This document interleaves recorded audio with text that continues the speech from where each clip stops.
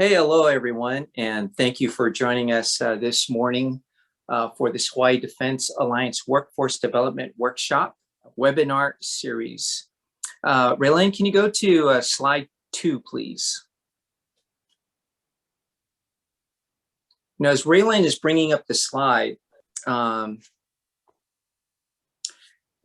webinar we explored workforce development and building career paths in data science, cyber, IT, and intelligence to meet the emerging requirements for the Department of Defense, as well as the private sector contractors here in Hawaii. Next slide, please, Raylene. On the panel, we had a senior intel officer from INDOPACOM, senior advisor for intelligence from USERPAC, as well as a DoD perspective. To provide a DoD perspective, UH President Lasner, and we had a VP for the Joint Cyber and Space from Parsons Corporation for an industry perspective. Today, our focus is going to be looking at an example of a program as a model for us to refine and expand. Specifically, it's the UH-INDOPACOM J2 Mentorship Initiative. My name is Jason Chung, and I'm pleased to serve again as your moderator for this webinar. I want to thank you all for joining us today, and I hope that you're able to attend the whole series that we're going to be presenting. Today's purpose, right, is an overview of an existing program. It's to consider and discuss longer-term plan and offerings that we could provide. And it's also to expand on options and pathways for the people here in Hawaii. So it's my pleasure to kind of introduce this esteemed panel that we're going to have today. John Doyle from INDOPACOM J2, the Senior Advisor for both the Intel Directorate as well as the Communications Directorate. Denise Konan, College of Social Sciences Dean. Jairus Grove, UH Professor. Christian Laurita, Lead Associate for Booz Allen Hamilton. And most importantly, a recent graduate from the mentorship program, Justin Nguyen. Slide off, please. Raylene? Yeah, at this point, I'd like our panel members to kind of introduce themselves and provide just a very kind of short snippet of their perspective of this mentorship program and the potential options that now present themselves. John, over to you first. Thanks so much, Jason, and to the Hawaii Defense Alliance for inviting us to this particular panel. This Intel mentoring program was kind of born out of the realization that we needed to really focus on getting local talent into the national security field to fill the various types of roles and skill requirements that the intelligence community has here in Hawaii and in this theater. With that, kind of this program that's a really high touch program that's designed to provide mentorship and guidance to students, to University of Hawaii students, and to walk them through different intelligence career pathways, to expose them to different career experiences for different intelligence community members throughout the intelligence enterprise, and to really show them that there is or are good compensated jobs that are challenging and interesting and strategic here to be worked locally in Hawaii. So with that, the University of Hawaii has been great partners in putting this program on, and we look forward to the continued partnership. Great, thanks, John. Denise. Aloha, I'm Denise Konan. I'm the Dean of the College of Social Sciences at UH Manoa, and I've been a long time here in Hawaii, and it's exciting to see us at this stage of dialogue around a partnership. This is a wonderful opportunity for us at the university. My personal background is as an international trade economist, and I've been really looking forward to this dialogue because I do think there's so many opportunities for us to collaborate for our students and our research. Thank you. Great, thanks, Denise. Jairus. Hi, I'm Jairus Grove. I'm the director of the Hawaii Research Center for Future Studies and also the chair of the Political Science Department. And I'm going to be talking a little bit today about kind of how to build a track to help develop the pool for the mentorship program. So we're trying to find ways to institutionalize this sort of collaboration that we have with INDOPACOM. So thank you. Great, thanks, Jairus. Christian, over to you. Good morning. This is actually my first time being included in this Hawaii Defense Alliance program. So just a little bit about myself, background as a signals intelligence analyst in my previous career with the U.S. Army. Since then, I've worked at different places from NSA to AFSOC, kind of with a specialty in the tech-enabled data analytics. That's kind of how we're talking about it nowadays, Analyst 2.0, pushing the limits, evolving your typical intelligence analyst into what we need to basically perform against the JADC2 construct and the National Defense Strategy. So being able to, evolve and push that next level so that we can compete in the power competition. With that, with Booz Allen Hamilton, I kind of wear two different hats. I'm a lead associate with Booz Allen Hamilton. We span from positions all the way from, we're global, but within the PAC Rim from Alaska to Singapore. So we have positions all over the PAC Rim. If the students are interested and want to know what types of positions, they can always log on to boozallen.com, check our careers section, and it kind of gives a laydown of what types of things that we're looking for. My other hat is supporting on a contract to the Defense Threat Reduction Agency. I'm the PAC Rim regional lead for the capabilities and data integration for that organization.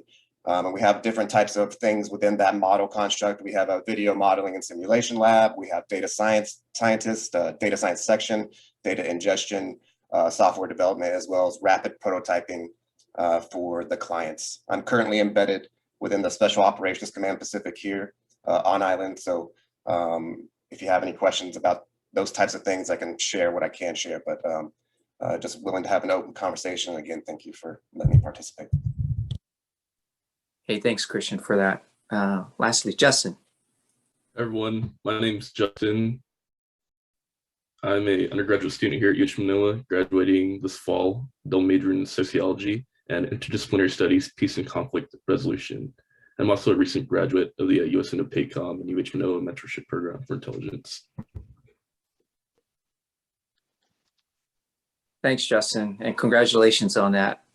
So now I'd like to kind of turn over to Denise and Jairus to kind of provide like an executive overview of this program and kind of set kind of the foundation really for this dialogue that we're going to have over the next 45 minutes.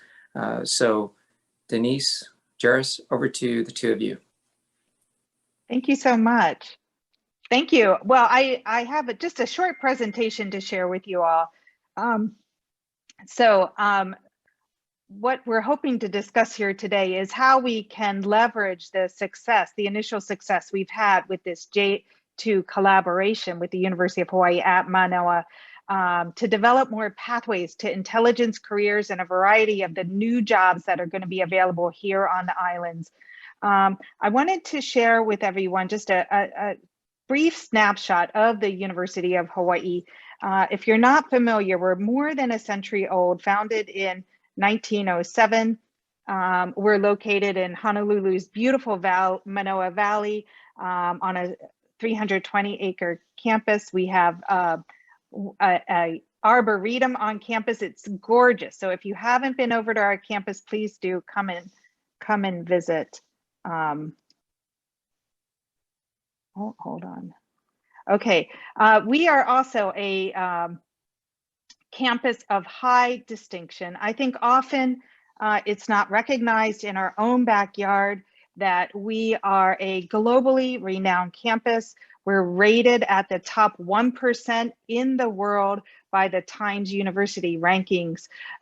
We're considered in the Golden League in teaching and diversity by Round University. We're one of 5 universities in the country that the US Congress recognizes as a land grant, a sea grant, a space grant, and a sun grant. It's a very high distinction that we are playing in all these fora. We're also prestigious members of global associations, which I think is quite relevant for our conversation here because we have very strong networks with universities in the Asia Pacific region.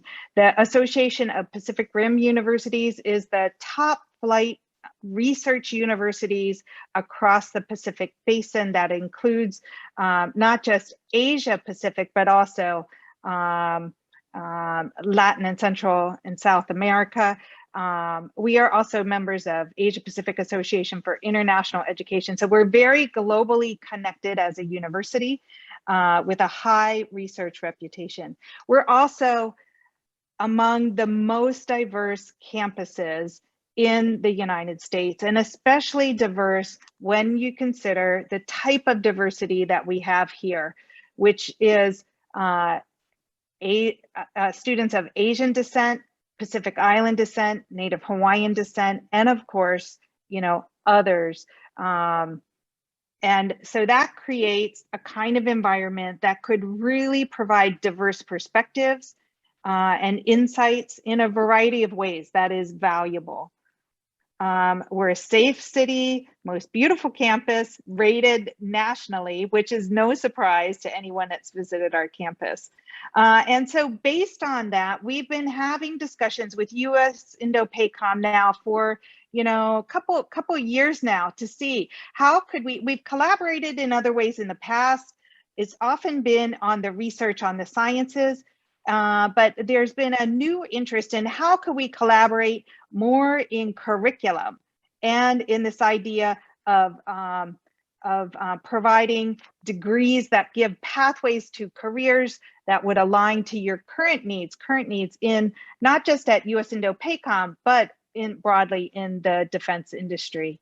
So as John talked about just briefly, and I hope he'll jump in and share with us a little bit more in the conversation here, we launched a very creative partnership. And for those that are not aware, we came up with this this is very unusual in academics, I'll have to say. We came up with this concept in around October of last year. John is laughing, but it is true. We just thought, hey, could we do this? We didn't firm up our idea until somewhere around December. We decided, why not put it out there to have an intelligence mentorship course? And it became a Social Sciences 489 Intelligence Mentorship course with Dr. Ulla Hasinger. I'm sure she's watching. She's probably on this Zoom.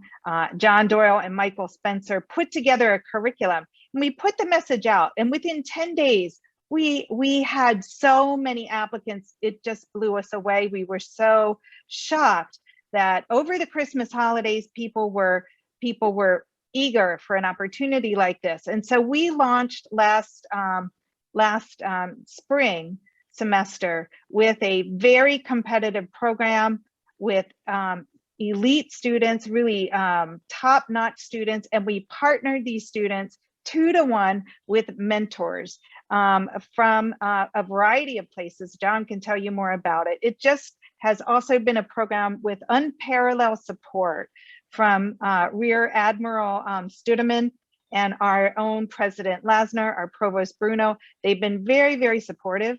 The students also come from across the university, from the social sciences, from languages, from Asian studies, from a variety of disciplines, political science, economics, urban planning, and a variety of places.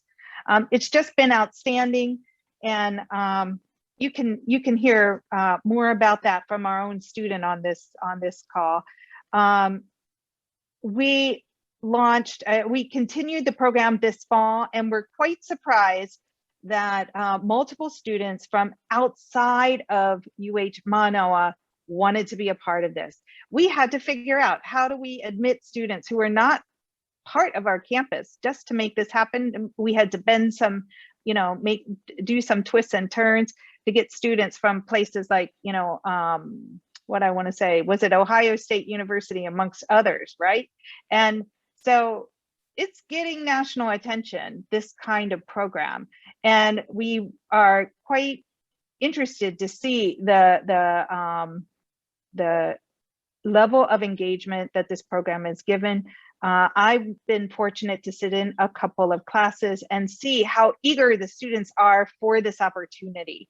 They really are craving opportunities to learn more, to get this kind of experience. And so we are so impressed and feeling obligated that we need to keep going with a program like this.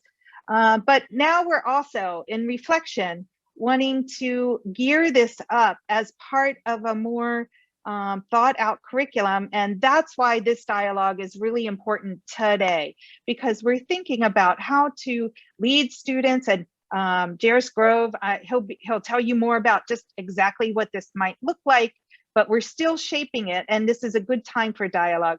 The idea is, how do we get students engaged in thinking about career options in intelligence fields at an early stage, maybe even as freshmen, early on, and get some fundamentals? How do we build up some of the knowledge that they might need to know in this field? And I'll leave Jairus tell you more about that. But also, how might we develop programs that could complement some of our other solid degrees that we offer in political science, in engineering, in data sciences, in some of our other areas, so that students could have a rounded perspective, not just of the hard sciences, but also of the context in which they may be operating.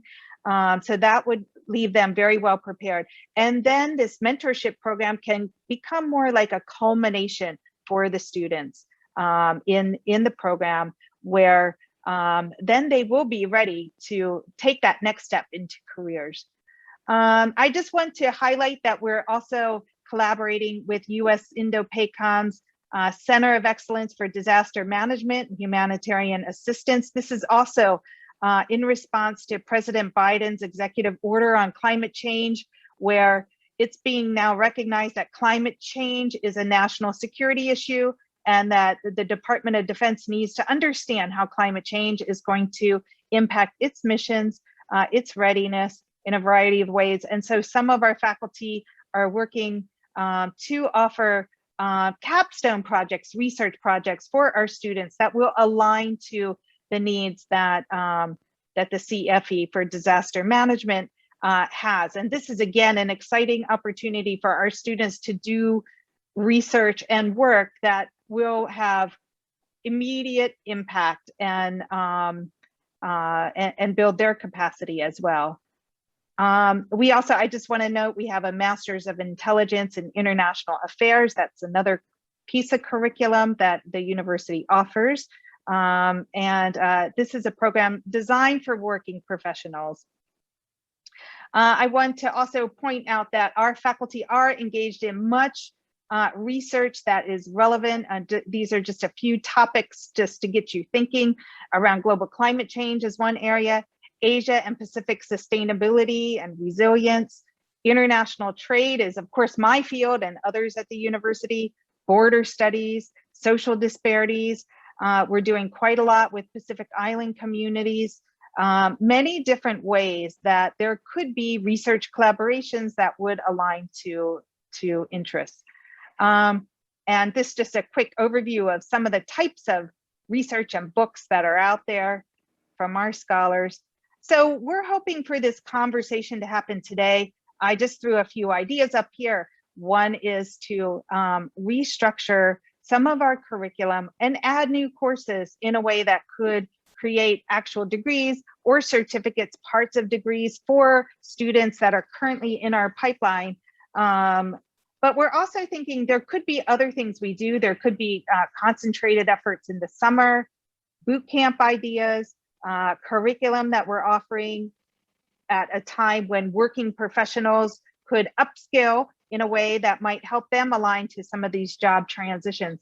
I also want to note that many of our students are craving internships or fellowships or practical experiences. And if there is any way that we could work more closely with industry to offer opportunities to them, so that the academic experience partners with some real opportunities, that would be amazing for our students. And I just would welcome discussion and dialogue about how that could happen, how we could offer credit for some of the experiences that they could have in industry, and how that might help lead them. Some experiences while they're still a student could lead them into something that would become a job. That would just be amazing.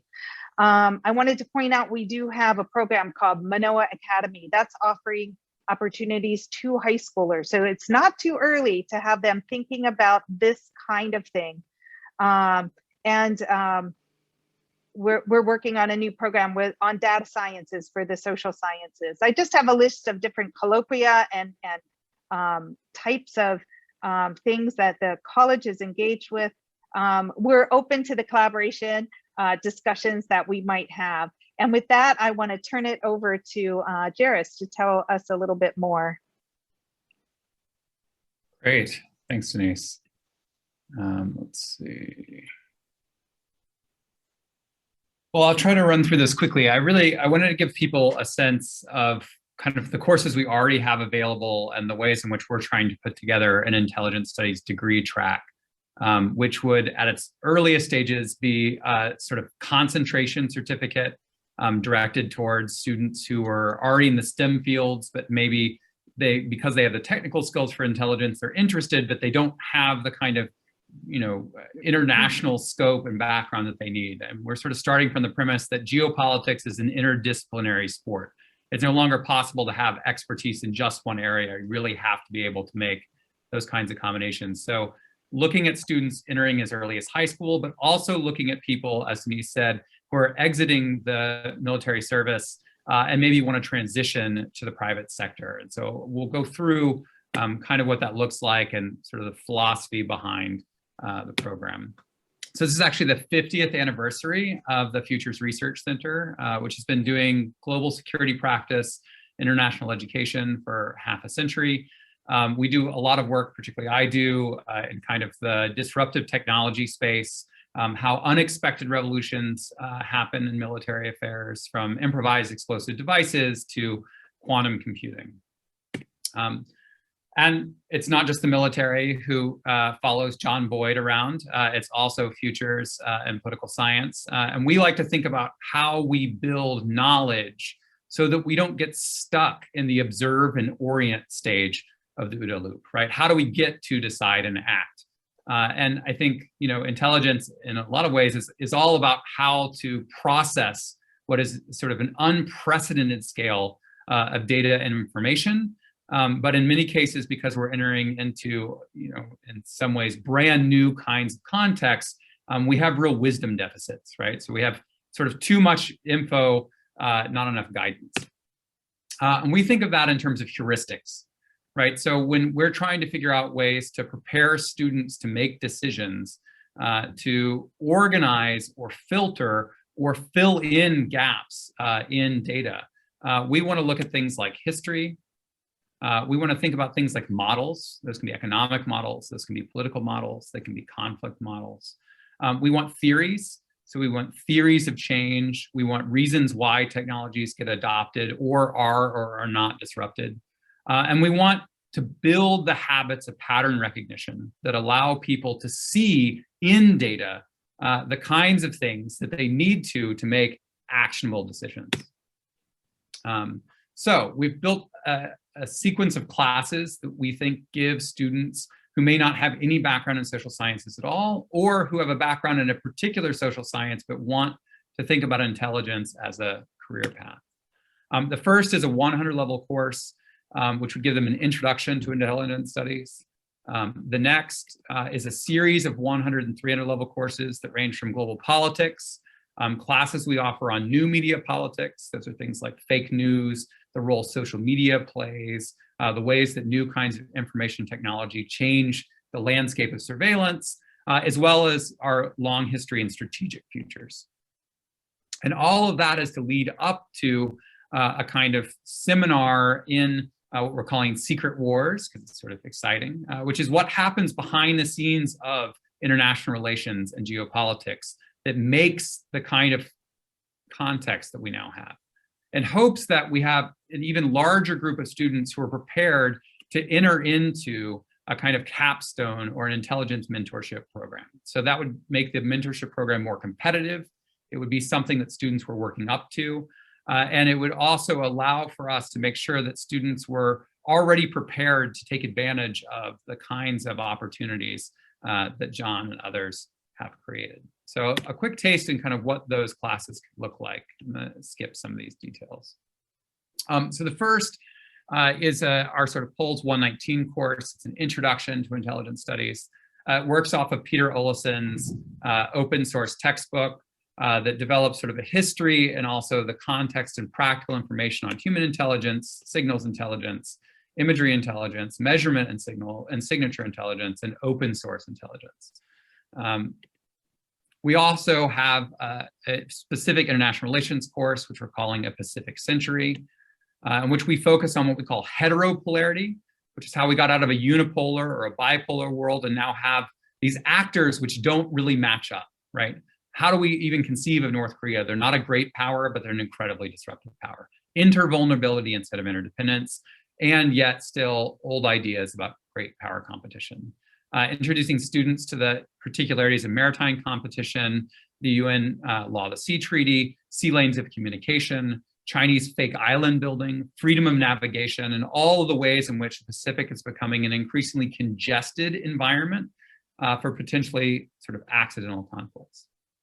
And lastly, to introduce them to the unique dimensions of the Pacific theater, or what we're calling algorithmic geopolitics. That's the cyber domain, that's the increasing use of automation, both in the air and the sea, and then also my area of expertise in sort of the quantum revolution and irregular warfare. So the ways in which quantum computing or the step changes in technology could change how we can think about what can be hacked, what can't, what can be seen and what can't, and other forms of new encryption and intelligence communication.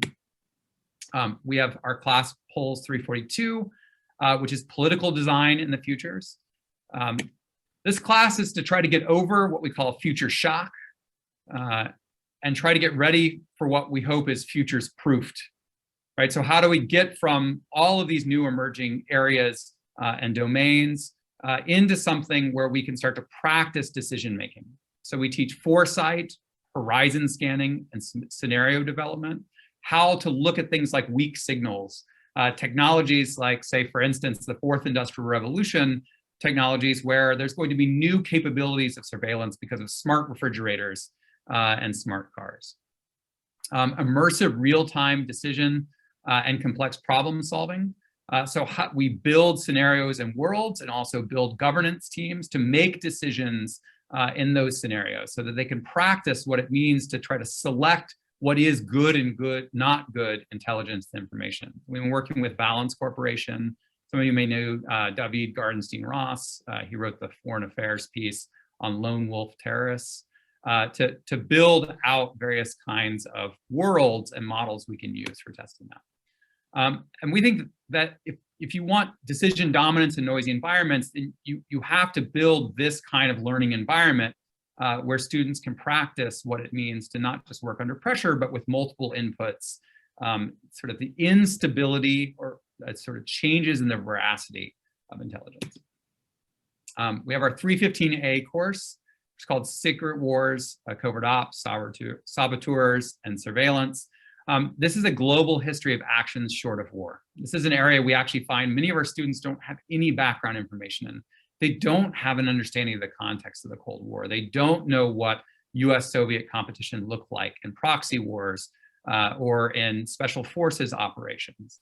And so we look at intelligence and sabotage, the transparency revolution and the changes that happen through satellite imaging and new forms of reconnaissance, as well as the centrality of intelligence and surveillance that we now live in that's just in some ways entirely saturated, right? There's sort of no world outside of surveillance any longer.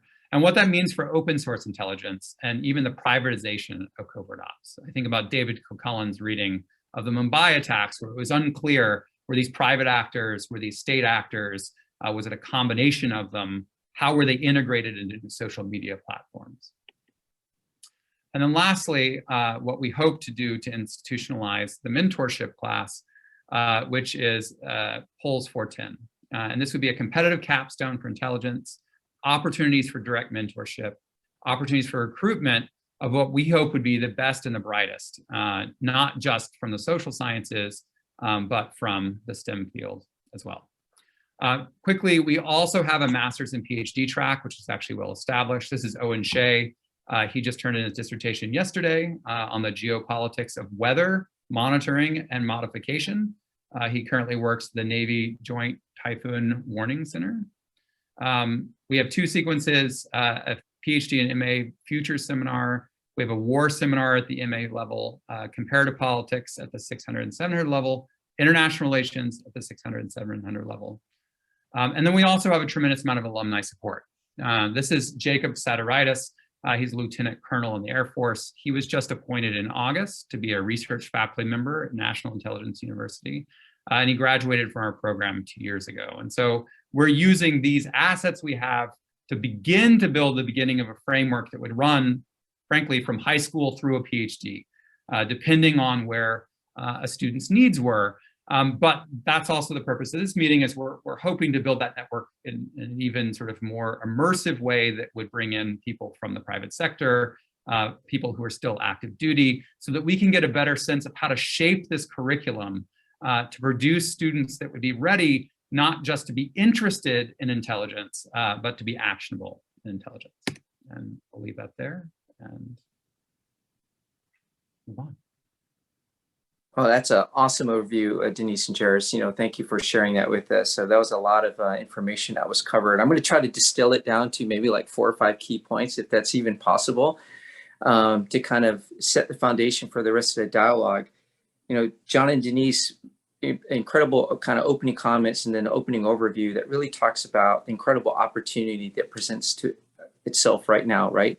And how this idea, this initial initiative and pilot is really looking at the total expanse of the opportunity. And just for everyone else, from Hawaii Defense Alliance perspective, we recognized it as we were looking at the Department of Defense investment here in this region as a second economic driver. And just for some quick data points, right? In U.S. Army Pacific alone, there's currently 120 intelligence jobs that are civilian. That's going to scale to 620 jobs probably in the next 4 to 5 years, right? Civilian jobs, both contract and government. INDOPACOM JIOC itself has over 800 positions, NSA Hawaii over 1,000. And we're not even touching Pacific Fleet. We're not even touching Pacific Air Forces, where Christian works at Special Operations Command Pacific or MAR Fort Pack. And so from a Hawaii Defense Alliance perspective, we saw this, right, as really kind of the second emerging industry that's coming up. And it's just part of it, because that's just the intelligence data science realm. We're not talking specifically IT and cyber. So if we start to add the J6 or communications directorates in there, the chief data offices that are standing up, and all these other organizations that are so reliant on what Jairus very eloquently kind of captured very quickly in terms of this data-rich environment that we find ourselves in right now. And then finally, the last point would be then how Jairus is taking this concept of an initiative and pilot and building it into, no kidding, a program, right? The roadmap to make this a very comprehensive and coherent program from the grade school to college, even to the PhD, master's and PhD level, all ending in basically a decision advantage that could be applied not just with the Department of Defense, right, but in basically any vertical that we find ourselves operating today, because it's all about decision advantage. So I tried to capture it, and I probably did a significant did not do it justice. But now to bring it really home to what it really means, I first want to go to Justin and your thoughts, because you recently graduated the mentorship program. Can you just kind of share your thoughts on your perspective on that, and maybe how it's prepared you for what you're going to be doing next? Justin, over to you. Thank you. I think this mentorship program is great in preparing students to apply to careers within the intelligence community and intelligence field. From my perspectives, previously before joining this program, I would attend information sessions and intelligence panels held at UH. But you really get like a general oversight on what the intelligence community is. You really don't get like the back end of it, what really goes on in the intelligence community, like a firsthand experience. through this program, provide students such as myself an insight into what actually takes place in the intelligence community outside of what's on the internet, which can be daunting to a lot of people when they're looking at a job description for something such as an Intel analyst in the NSA. It's a pretty daunting job description. Students really don't know where they should even begin, how to start a career in intelligence. Leading into this program, it's led me to be a part of the second cohort of the Hacking for Defense program here at UH Manoa, which I work with the team, which is mostly comprised of computer science and engineering majors on a renewable energy project revolving around the cybersecurity infrastructure here in Hawaii. UH-INDOPACOM as a sponsor for that project, which is pretty cool. And I've been able to, through my experiences of being in the SOX 49 course, I've been able to show my students during their week 7 lesson, which was on careers and majors, what the intelligence community is. I facilitated a class, 2 sections of a course called UNIV 110, Inverse Experience, which is the flagship course for first year programs here at UH Manoa. And I was able to bring my former instructors, John and Leanne from Kent Smith, to my class, which is in person, and have them show my students who are all freshmen what the intelligence community is and how their degrees could be used to apply into fields such as the intelligence community or even the government. Hey, Justin, thanks for sharing that. That's really some invaluable insight. But John, I've got to put you back on the spot again. I mean, you've been you and Leanne have really done a lot of the work kind of on the INDOPACOM Gov side, kind of working with, Ula, Denise, and Jairus, and especially the students. So what, from your perspective, is kind of the next step if we to actually move this from kind of the pilot initiative to what Jairus kind of laid out in terms of this is like the program, right? This is kind of the very comprehensive program. What's your thoughts on that? Yeah, thanks, Jason. No small question. Well, first, let me step out and go big too. I think INDOPACOM in this particular region, the Indo-Asia Pacific, it's the region of consequence, right? With the combatant command of significant consequence. And so what we do within the next decade to 2 is going to be really determinant of U.S. Foreign power or foreign security, national security, and power.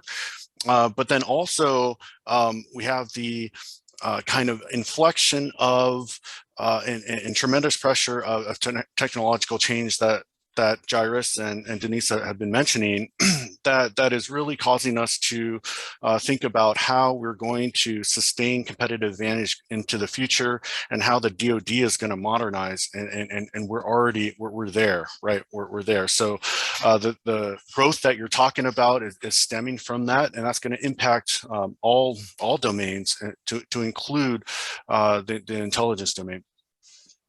So what are my thoughts on what we can do going forward? So first of all, I think the program has to generate nationally unique value.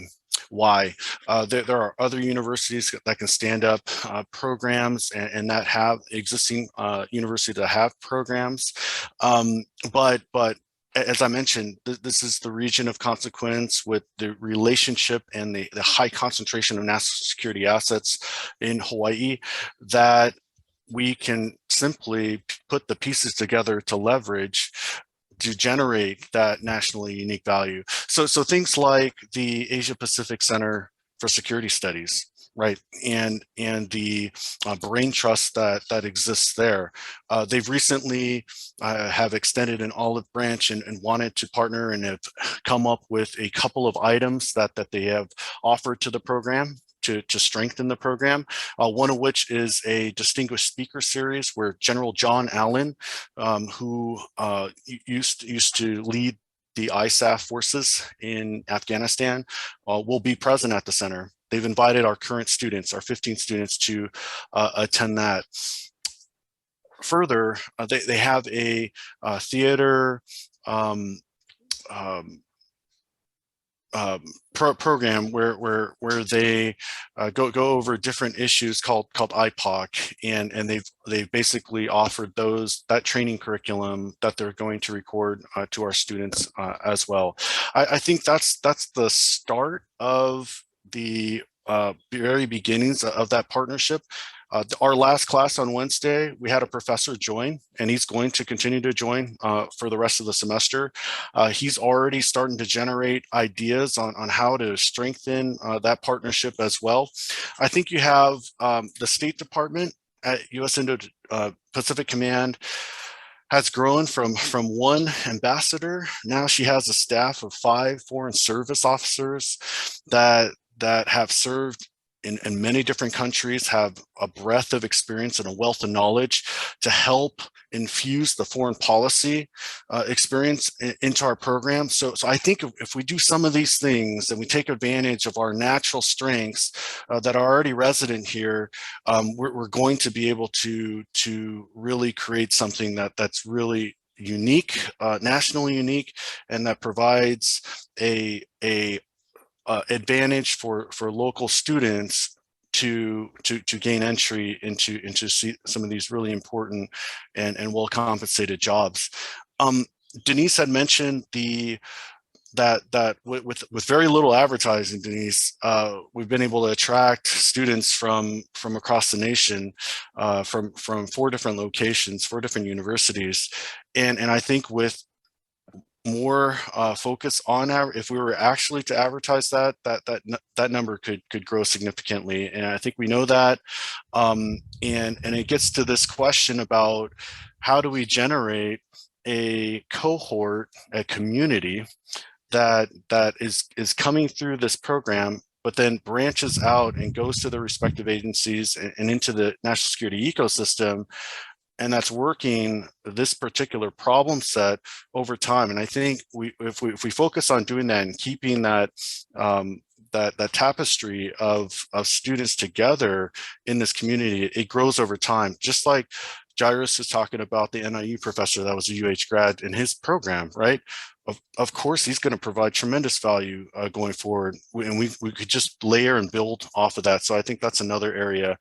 I'll pause there, Jason. I'll let others speak. No, thanks, John. I mean, it's very clear that everyone on here is extremely passionate about this, which is great.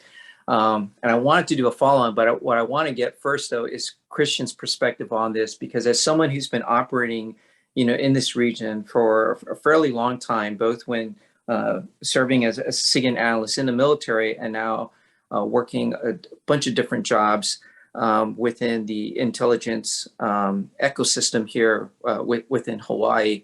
From an industry perspective, and Christian, just from your perspective and your experience, when you hear these programs and the initiative and what they're trying and what we're trying to build, just share your thoughts from you personally, and then as well as from like an industry perspective, from a Booz Allen perspective.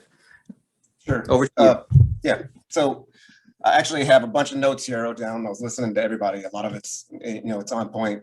As far as John said, what we do over the next decade is critical to our success. And with that is kind of shaping the PACRIM to support the objectives in the National Defense Strategy. And why I brought that up again is I kind of wanted to throw out there for the students to actually watch this recording.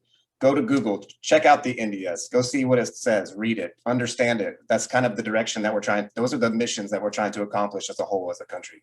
And with that comes something from the DoD's Defense Information Officer, right? This is called the Joint All-Domain Command and Control.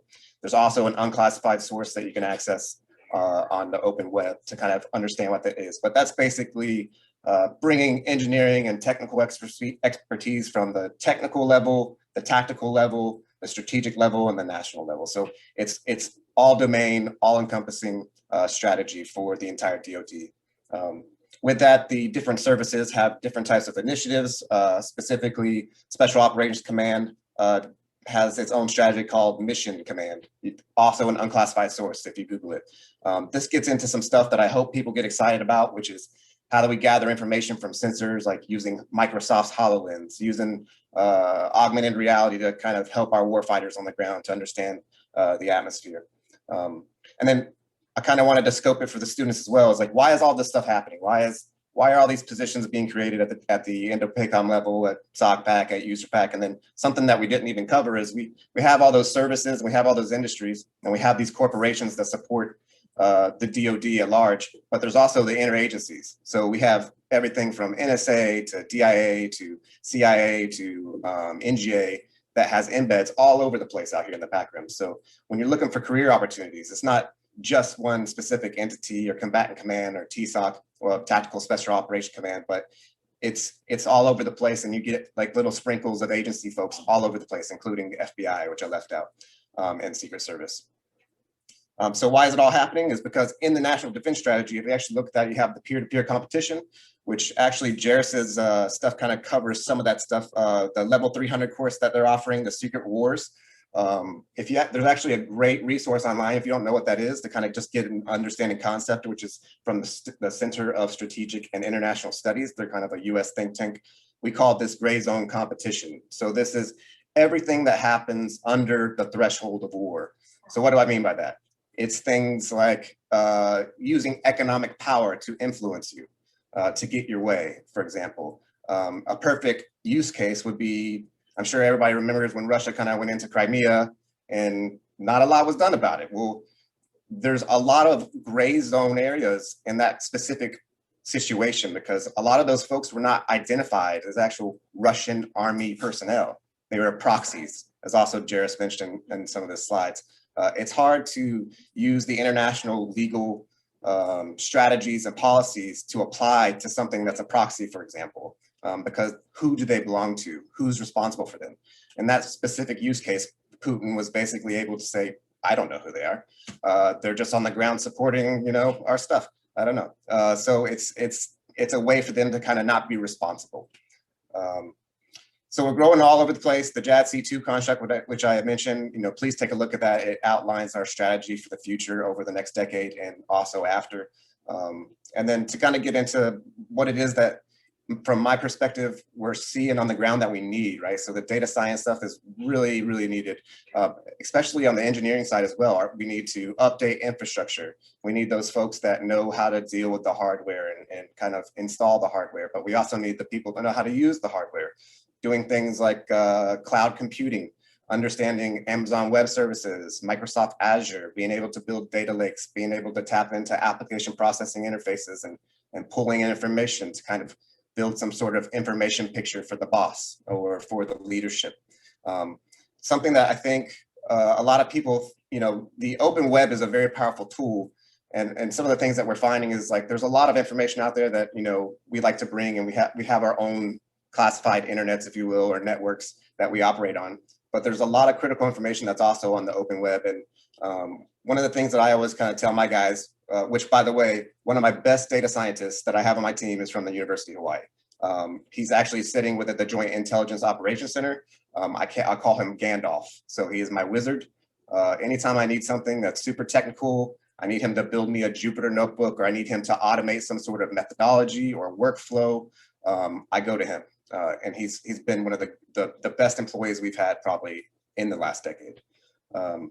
With that, I always try to bring them on board. And then the things I try to tell them is kind of, you can do these things at home. You don't have to be in the Intel community to kind of understand and start learning about what it is that intelligence operations and analysis does.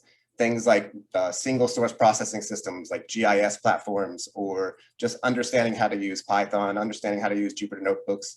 Once you get into the buildings and you get access to these locations and you have a mission, then you can apply those technical skills that you've learned, at your school, within your programs, within this program, and kind of apply it to a specific mission set. So I just kind of wanted to lay that out like that, because I know it's kind of overwhelming, especially if I thought I was in college getting all of these acronyms and all of this information. Is start small, always, take some time out to build your technical skills. And then when you get into these places, then you can apply those skills, and you'll turn out to be one of the greatest data science wizards that I've ever seen.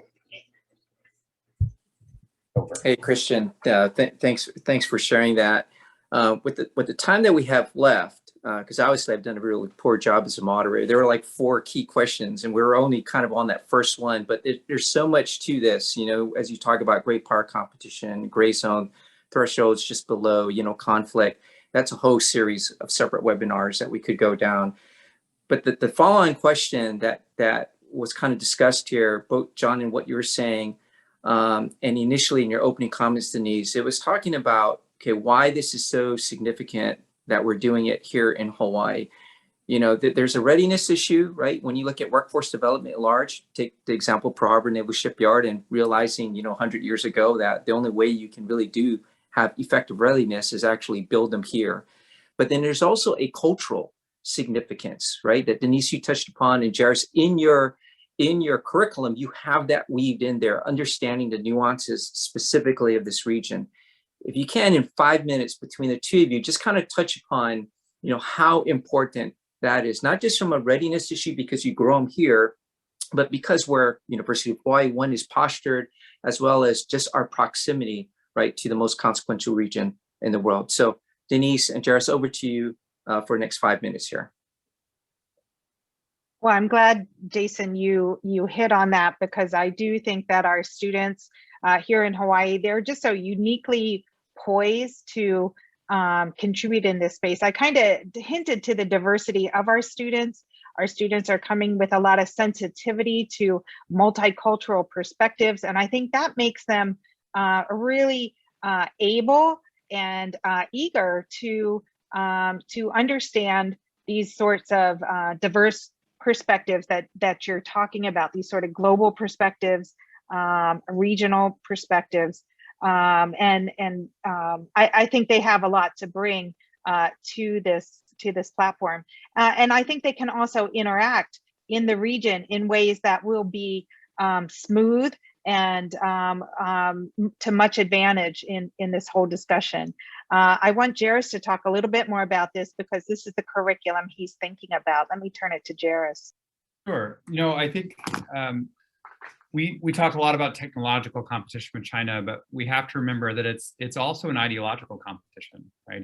It's an argument for a global model, right? And we see even states we would consider allies like Singapore who start talking about the efficiency of Xi, say, for instance, handling COVID or others. So I think having a place in the Pacific which projects a model for democratic governance as a sort of victory solution for security and for independence and freedom is really important.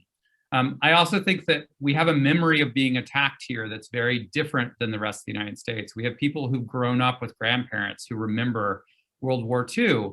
And that shared sense of vulnerability is very important for understanding just how real something like a miscalculated conflict with China could be.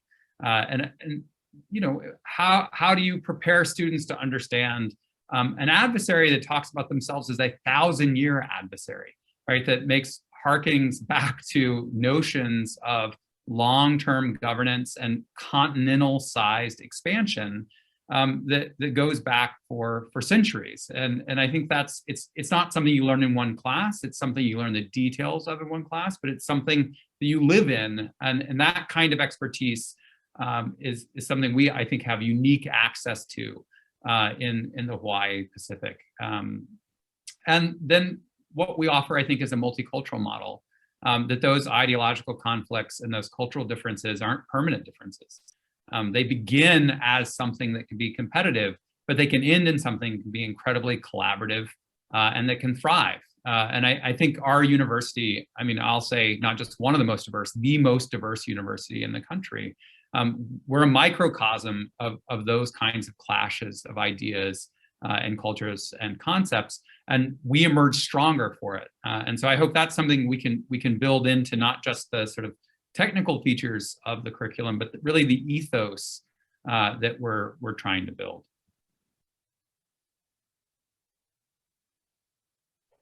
Go ahead, John.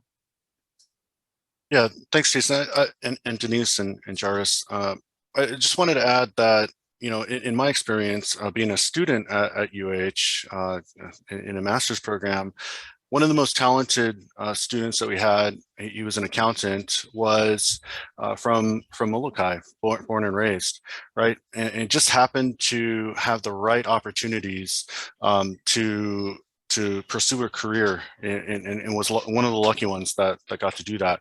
I would love to see a data scientist from Maui right? That had the opportunity through this particular program to make breakthroughs in that on this problem here locally. I would love to see somebody from the Big Island, because of their cultural background and language ability, let's say, made breakthroughs in subject matter expertise on the China problem, right? Working at one of the components or INDOPACOM or one of the national intel agencies in this topic. I think that's what's in the art of the possible. And with this program, I think we're starting to see, even though it's still very young, very early, we're seeing that level of interest and ability to do that. If we just resource it appropriately, have the right attention on it, and the care and feeding that you've laid out, these things are possible. I think it also hits on, and maybe for a future webinar, Jason, the need to get that word out to the high schools, middle schools, and starting to plant the seeds to get these ideas that there are different types of occupations that are important, that are challenging, that folks can see themselves working on the neighbor islands in particular, and certain parts of Oahu as well.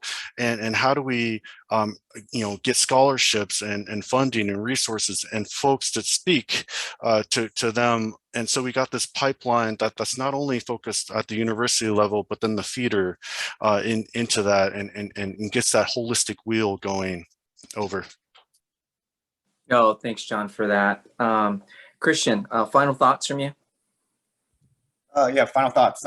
Denise, John, Jairus, Jason, Justin, I think this is a great opportunity for your students, and I think it's a critical time for this to happen.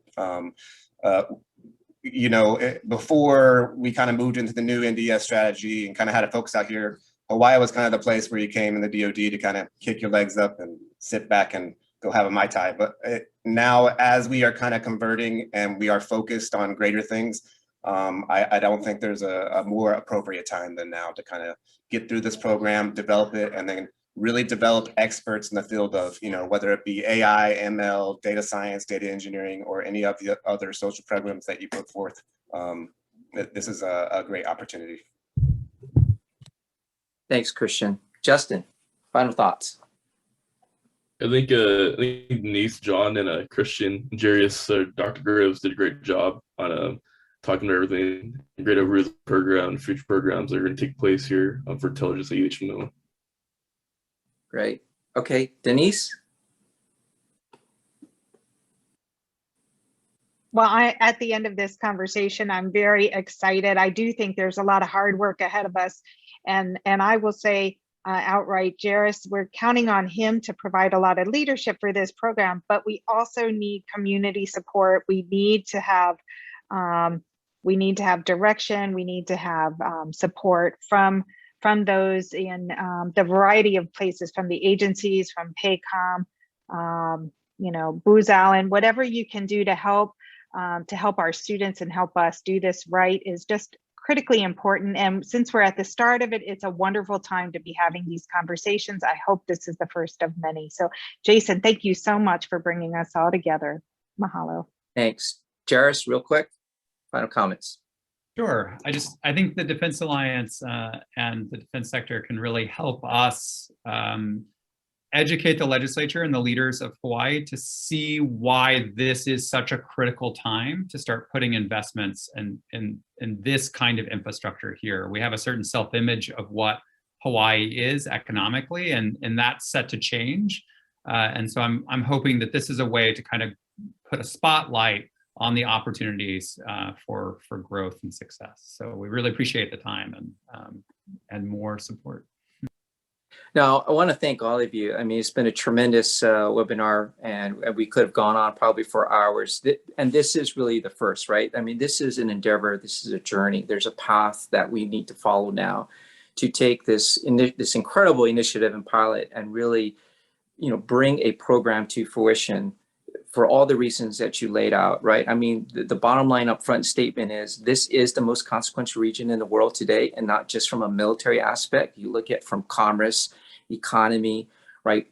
All those things make it the most consequential region, and it's important. And what we're talking about, national security, our way of life, et cetera. So it's really significant. So again, thank you, everyone. Thank you, panel members, for joining us today, and please join us for our next series in this webinar. Take care, everyone. Mahalo. Thank you.